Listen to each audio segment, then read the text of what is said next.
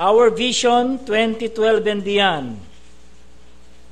A church passionately engaged in reaching out the lost. May napansin kayo? Ang napansin ko po dito sa point na to, ang vision natin is directly linked to the Great Commission. Matthew chapter 28, 18 hanggang 20, doon po nakasulat ang dakilang komisyon o mandato ng New Testament Church. Doon sa Matthew 28, 18 to 20, hindi lamang ipinakikita, hindi lamang sinasabi doon na inuutusan ng Panginoon ang kanyang church na humayo. Matthew 28, 19 and 20 is not just a command. But at the same time, it shows us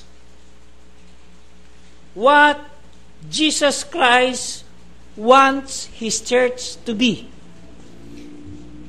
Kapag tinignan natin at inanawa ang Great Commission, yung Matthew 28, okay, makikita natin doon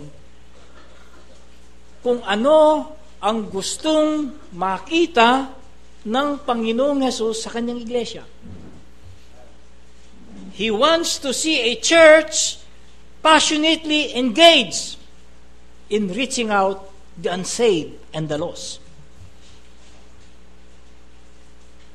Yun ang kanyang vision para sa New Testament Church. Gusto niyang makita ang bawat New Testament Church sa iba't ibang lugar ng mundo. Meron silang passion, may puso sila sa paglabas at pag-abot sa mga kaluluwa na naliligaw at nangangailangan ng kaligtasan at buhay na walang hanggan. Jesus Christ wants to see a church. Yan ang kanyang vision. Passionately engaged in reaching out the lost. Ngayon, sa Luke chapter 19, verse 10, ang sabi po doon ay ganito. Let's open our Bibles. Luke 19 and verse 10. Red letter sa aking Bible, meaning, salita mismo ng ating Panginoong Yesus.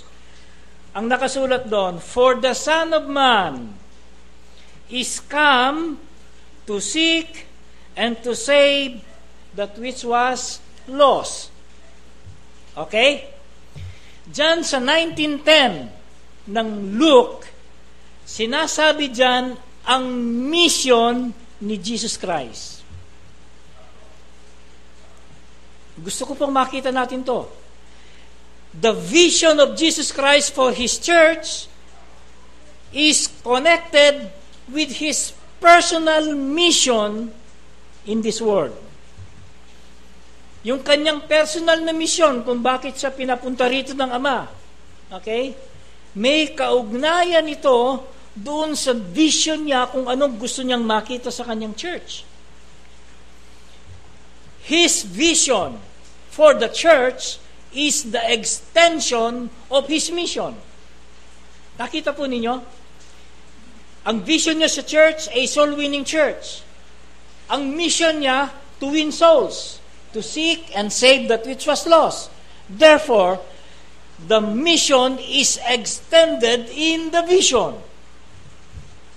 Dalawang bagay ang pinag-uusapan natin doon, yung personal niyang mission at yung vision niya at kung ano ang gusto niyang makita sa kanyang church. So, His vision is the extension of His mission, and the church vision, therefore, must be about mission.